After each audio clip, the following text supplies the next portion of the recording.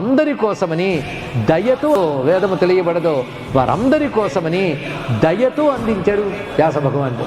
ఆయన దయతో మన కోసం భారతాన్ని ఇస్తే మనం అదృష్టంతో దాన్ని అధ్యయనించకపోతే ఎలాగండి ఇక్కడ అంటే ఆయనకి దయ ఉన్నా మనకు భాగ్యం లేకపోతే తెలుసుకో భారతాన్ని.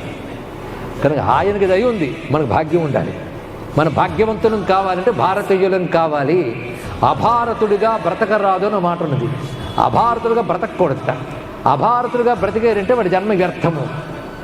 అంటే అభారతుడు అంటే భారతం గురించి ఏమీ తెలియకుండా బ్రతికేవాడు అభారతుడు.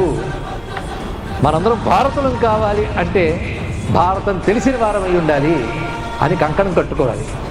భారతులం కావాలి. కనుక ఎందుకు కావాలంటే మనం బాగుపడటం కోసం. మనము అంటే జీవుడు.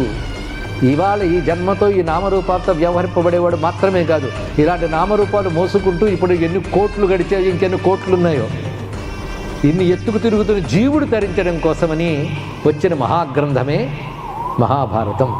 అందుకే అది పురాణం అని కూడా చెప్పబడుతున్నది.